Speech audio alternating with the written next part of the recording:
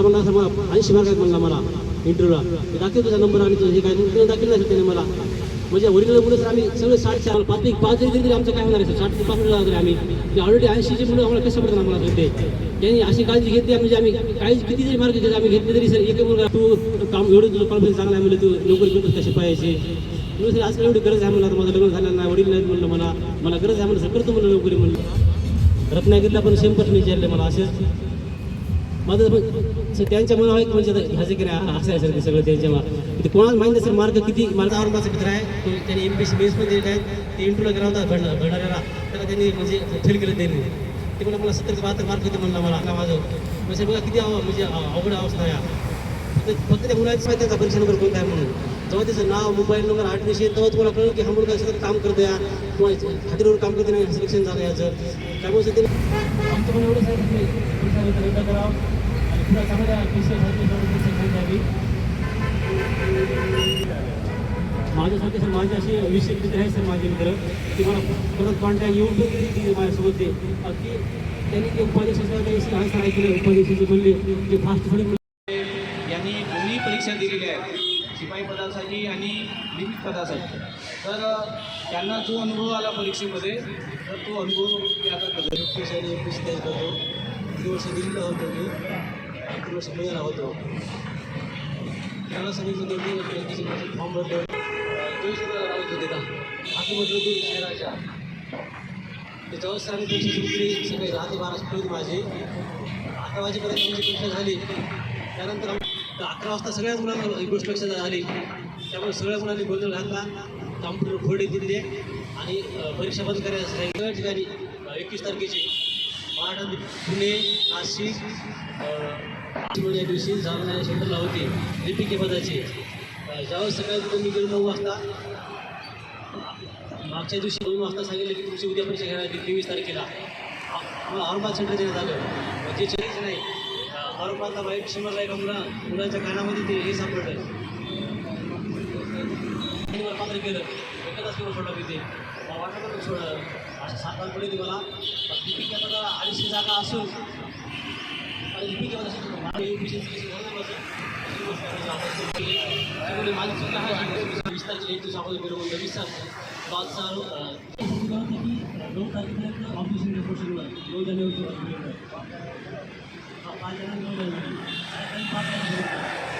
बाबूराव पोळ राहणार मुंबई तालुका पूर्णा जिल्हा परभणी येथून आलेलो आहे मी. माझं इथे येण्याचं एकच कारण आहे सर की मी चंद्रपूरमध्ये बँकेचे शिपाई आणि लिपिक या दोन्ही पदाच्या परीक्षा दिल्या होत्या. तर त्यांनी सर फक्त शिपाई या पदासाठी मला इंटरव्ह्यूला बोलवण्यात आलं आणि 67 मार्क असताना पण लिपिक या पदाच्या इंटरव्ह्यूसाठी बोलवण्यात आलं नाही. जे की माझे मित्र सर 17 मार्कावर त्यांनी इंटरव्ह्यू दिलेले आहे. जेव्हा मी ही तक्रार घेऊन शिवसाहेबाकडे गेलो मी 20 तारखेला रात्री त्यांनी 1 तास वेळ दिला आणि त्यांनी कंपनीच्या शिवला सर कॉल केला आमच्या समोर. त्यांनी विचारलं की हे मुलं आले तुम्ही लगेच 1 घंट्यामध्ये हेल्पलाईन नंबर चालू करा त्यांच्या ईमेलला आन्सर द्या आणि ह्यांचे काय मार्क होतात त्यांना मार्क उद्या सगळ्यामध्ये वाढून द्या. तर सर काल 1 दिवस वाट पाहिली मी आज पण वाट पाहिली तर आमचे मार्क काहीच नाही वाढवण्यात आले. हेल्पलाईन नंबर पण चालू करण्यात आले नाही तर ईमेलला पण त्यांनी अजून रिप्लाय दिलेला नाही. आज पुन्हा मी शिवसाहेबाला सकाळी 9:30 वाजता जाऊन भेटलं. परत त्यांनी कंपनी शिवला कॉल केला आणि त्यांनी सांगितले परत मला सांगितलं की पुन्हा भेटायला येऊ नको तू शेवटचं त्यांना आता कॉल करून बोल. तर ते ज्यावेळेस मला बोलले अर्धा 1 तास काय मला व्हॉट्सअप कॉल केला आणि साधा फोन कॉल केला. ते मला म्हणे तुझे 3 मार्क वाढतात म्हणले 63 मार्क होतात म्हणले तुझे. तरी मी त्यांना 57 मार्काचे माझे मित्र आहेत इंटरव्ह्यूला तर मला पात्र करा. ते म्हणले नाही तुझा शिफ्टचा पेपर सोपा होता म्हणले त्यामुळे तुझ्या शिफ्टचे 65 मार्काचे मुलं गेलेत म्हणले आम्ही आणि 22 डिसेंबरचा पेपर हार्ड असल्यामुळे 17 मार्काचे मुलं इंटरव्ह्यूला बोलवलेत म्हणले त्यामुळे तुझं होऊ शकत नाही म्हणले. तरी सायंकाळपर्यंत पाहतोच म्हणले काय होते तुझं तर नाही आन्सर की तुला देऊत म्हणले आम्ही. माझी मागणी हीच आहे सर माझी मागणी की पहिल्या दिवशीपासूनच ह्याची इतिहास पाहिला पहिल्या दिवशी बँकेचा. पहिल्यांदा 15 नोव्हेंबरला माझी परीक्षा अचानक त्यांनी 8 दिवस आधी रद्द केली. पुन्हा त्यांनी 21 डिसेंबरला परीक्षा घ्यायचं ठरवलं. पुन्हा 21 डिसेंबरला आम्ही गेलो परीक्षा केंद्रावर. अर्ध्या तासानंतर आम्हाला अशा लक्षात आलं 1 घंट्यानंतर की आपण एका पर्यायाला क्लिक केलं 5 मिनिटानंतर आपल्याला आपण त्या क्वेश्चनचा चेक करायचा प्रयत्न पाहिला तर ऑटोमॅटिक त्याचं ऑप्शन 2 किंवा 3ला आपल्याला क्लिक केला दिसत होतं. आता काय सोपे क्वेश्चन आम्ही सर चेक करून बघितले, एवढे सोपे असताना प्रश्न आमचा कसं काय प्रश्न सुटत असं साईडच्या मुलाला विचारलं, सगळ्यांना मुलांना विचारलं, 100 मुलांना आम्ही अर्ध्या तासामध्ये.